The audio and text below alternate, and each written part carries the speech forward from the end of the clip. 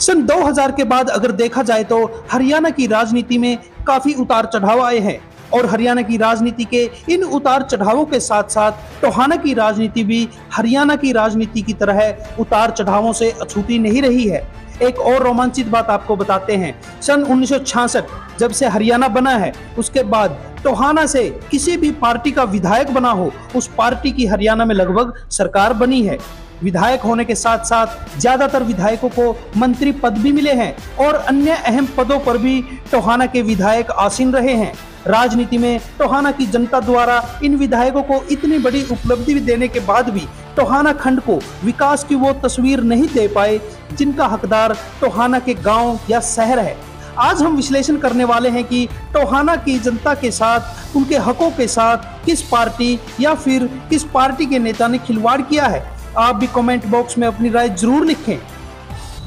अगर वो कारखाने के अगर उस पर देखा जाए या कोई बड़ी फैक्ट्री के हिसाब से अगर कोई देखा जाए तो वो तो मेरे ख्याल से आज तक टोहाना में कोई कर ही नहीं पाया। वादे बहुत बड़े बड़े हुए हैं लेकिन उन वादों को अमली जामा कोई भी नहीं पहना पाया। टोहाना विधानसभा क्षेत्र की अगर हम पिछले 25 वर्षों की बात करें यानी सन 2000 से टोहाना से जिस राजनीतिक पार्टी का विधायक बना उस पार्टी की सरकार हरियाणा में बनती आई है। टोहाना से इनेलो के प्रत्याशी निशान सिंह सन 2000 में विधायक बने थे और हरियाणा में सरकार भी इनेलो पार्टी की ही बनी। 2005 और 2009 में परमवीर सिंह कांग्रेस से विधायक और साथ में कृषि मंत्री भी रहे और हरियाणा में सरकार भी कांग्रेस की थी और सबसे बड़ी बात थी कि केंद्र सरकार भी कांग्रेस की ही रही 10 सालों तक। 2014 की अगर बात करें तो भारतीय जनता पार्टी से सुभाष बराला यहां से जीते और हरियाणा में तो भारतीय जनता पार्टी की सरकार बनी ही थी और साथ में केंद्र सरकार भी भारतीय जनता पार्टी की ही बनी। अगर बात करें 2019 की तो देवेंद्र सिंह बबली जननायक जनता पार्टी से टोहाना के विधायक बने और मंत्री पद पर भी रहे और भाजपा की सहयोगी पार्टी बनकर 4.5 साल तक जजपा ने सत्ता का सुख भोगा। यहाँ पर गौर करने वाली बात यह है कि जो भी विधायक चाहे किसी भी पार्टी का हो अगर वह जीतकर विधायक बना है तो उसने ऐसे प्रतिद्वंदी को हराकर जीत हासिल की है जिनका वजूद राजनीति में बहुत बड़ा था। चाहे निशान सिंह ने कदावर नेता हरपाल सिंह को हराकर करारी शिकस्त दी हो या फिर देवेंद्र सिंह बबली जैसे नए चेहरे ने सुभाष बराला जैसे वरिष्ठ भाजपा नेता को करारी हार दी हो। कितने कितने बड़े मंत्री रहे हैं, जैसे परमवीर हो गया, निशान सिंह हो गया, बराला हो गया, कितने बड़े बड़े मंत्री रहे हैं और सरकार में हाथ था पूरा। तो अभी तक वो जो कमी थी ना शहर के अंदर वो कमी नहीं पूरी कर पाए। अब सवाल ये बनता है कि इतने बड़े बड़े ओहदे पर बैठे टोहाना विधानसभा के नेताओं ने आखिर अपने विधानसभा का कितना विकास किया है या फिर टोहाना की जनता या फिर वोटरों का शोषण किया है या फिर किस नेता के राज में टोहाना विधानसभा अपना हक लेने में कामयाब रहा। टोहाना का तुसी इतिहास चक के देख लो, जदों जदों भी जिस पार्टी का MLA बनया उस पार्टी की हरियाणा दे विच सरकार बनी है। इतिहास है, इतिहास गवाह इस गल का। पर उसके बावजूद भी टोहाना दे विच मंत्रियों के कोल वड्डे वड्डे पद रहे, वड्डे वड्डे अहुदे रहे।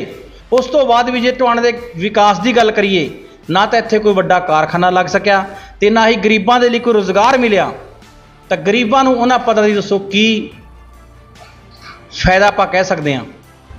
तो चलिए हम विश्लेषण करते हैं सन 2000 से। सन 2000 में निशान सिंह चाहे कांग्रेस के एक कदावर नेता हरपाल सिंह को हराकर विधायक बने हो लेकिन विधायक वाली पावर उनके पास इनेलो पार्टी में कभी भी नहीं रही। इनेलो पार्टी में अपनी विधायकी का रुतबा कभी भी वह जाहिर नहीं कर सके या फिर यह कहिए एक विधायक के नाते उनके पास वह पावर नहीं थी जो एक विधायक के पास होनी चाहिए। बाद में लोगों में आम चर्चाएं शुरू हो गई थी कि टोहाना में भी इनेलो के 2 गुट हैं, निशान सिंह गुट और अंजलि गुट। अगर कोई नागरिक किसी काम के लिए निशान सिंह के पास जाता था तो निशान सिंह विधायक होते हुए हमेशा लोगों से कहते थे कि मेरी इस सरकार में बिल्कुल भी नहीं चलती। मेरे ख्याल से उस टाइम पे शायद कहीं ना कहीं परिवारवाद कुछ ज़्यादा हैवी था और वो एक टाइम के बाद में जाके मेरे ख्याल से जग जाहिर भी हुआ है। 2000 में जब निशान सिंह जी जब विधायक बने थे, जब इनेलो की सरकार थी, कहीं ना कहीं चौटाला परिवार से उनकी बेटी भी टोहाना के अंदर ही है तो उसमें एक बाद में ये चीज़ क्लियर होके निकली थी कि भाई मतलब निशान सिंह जी ने भी खुले मन से बोला कि भाई मतलब मेरी तो चलने की अगर जो बात थी तो मेरी तो भाई चलने ही नहीं दी जाती थी, कहीं ना कहीं इंटरफेरेंस उस परिवार का ज़्यादा रहता था। और हल्के के लिए अगर बात की जाए, हल्के के लिए उस चीज़ का तो नुकसान हुआ ही है, इस चीज़ में कोई दोहराई नहीं है। तो क्या उस समय लोगों को पछतावा हुआ होगा कि हमने कैसा विधायक बना दिया जिसके पास अपनी विधायकी की भी पावर नहीं है? आज के समय में जनता ऐसे नेता पर कैसे विश्वास कर पाएगी जो बार बार दल बदलते रहते हैं? और निशान सिंह पहले कांग्रेस, फिर इनेलो, फिर जेजेपी को छोड़कर फिर से कांग्रेस में आ गए हैं। निशान सिंह द्वारा पार्टियां बदलना और फिर से कांग्रेस पार्टी में शामिल होना, इससे तो ऐसा लगता है कि कांग्रेस पार्टी पहले ठीक नहीं थी और अब किसी पार्टी में अगर जगह नहीं मिली तो अब कांग्रेस पार्टी ठीक हो गई है। कांग्रेस पार्टी अगर ऐसे नेता को मौका देती भी है तो जनता कैसे विश्वास करेगी? क्योंकि कल को ऐसे नेता यह भी कह सकते हैं कि कांग्रेस पार्टी में मेरी चलती नहीं।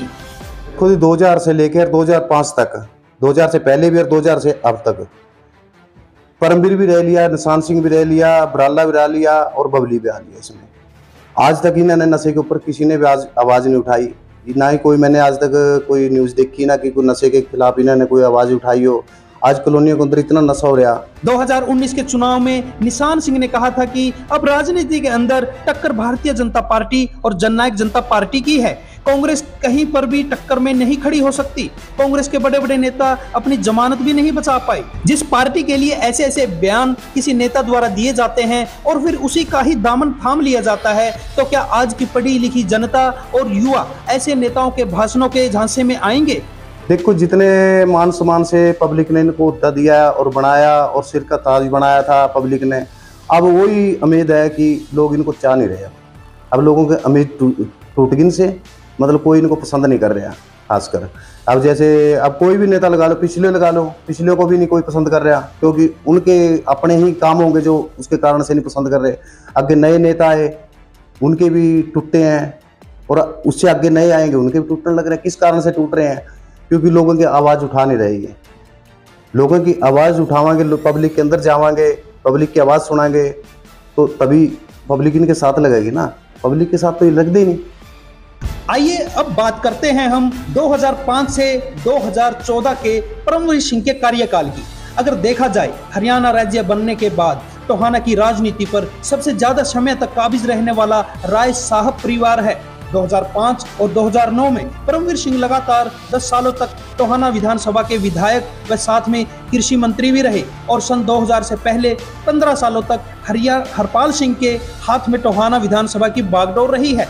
2005 से 2014 तक 10 सालों के दौरान गरीब मजदूर तबके को रोजगार देना तो दूर, लोगों को रोजगार देने वाली न्यूकम प्लाईवुड जैसी बड़ी फैक्ट्री इन्हीं के शासनकाल में बंद हुई थी, जहां करीब 1500 से 2000 लोगों को रोजगार मिला हुआ था।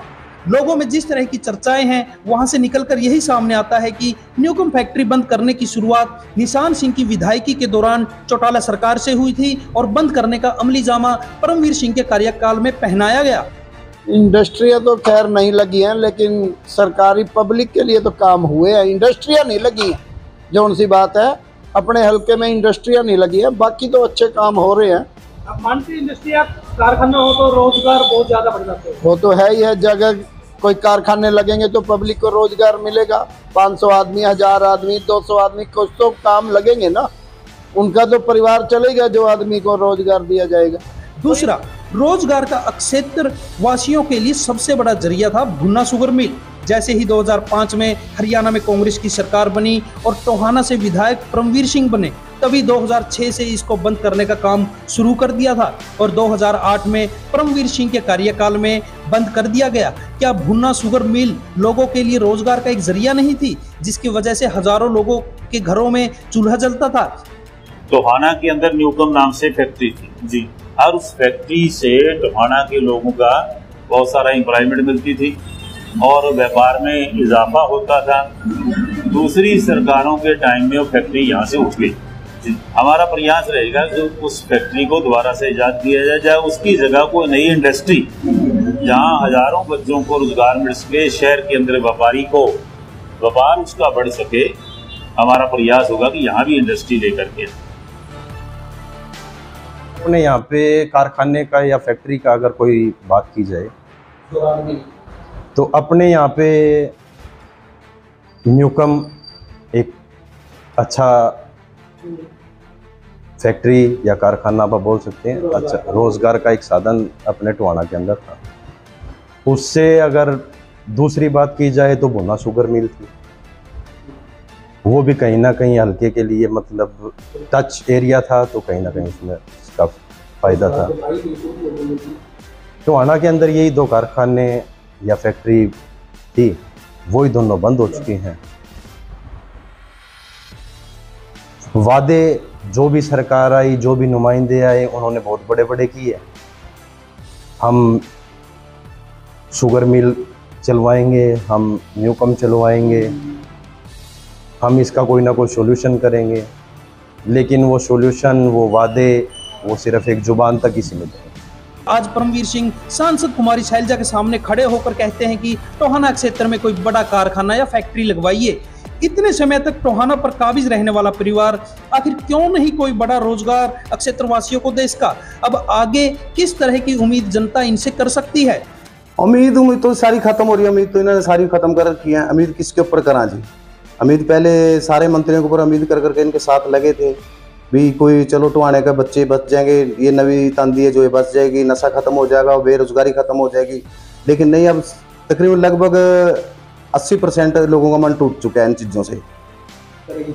हाँ, विश्वास टूट गया कि किसी नेता के पास नहीं है। भाई एकदम तो एक कह रहा था गढ़ा क्या होता है जी, गढ़ा पता नहीं क्या वोटिंग वाला होता है, उसके अंदर वोट डाल लेंगे। नेताओं के ऊपर से मन ही उठ गया। अब वोटों के टाइम तो आ गए, बुढ़े बात भी रखेंगे, पास भी बैठांगे, उसके बाद तो गरीब आदमी के अंदर से इनको मुस्क आने लग जा, वहाँ रुकना पसंद नहीं करते, चाहे इसमें कोई सा नेता लगा लो। अब लगभग मेरा भी काफ़ी नेताओं के साथ पाला पड़ा है। उसके बाद तो ये उसकी आवाज़ भी सुनना पसंद नहीं करते।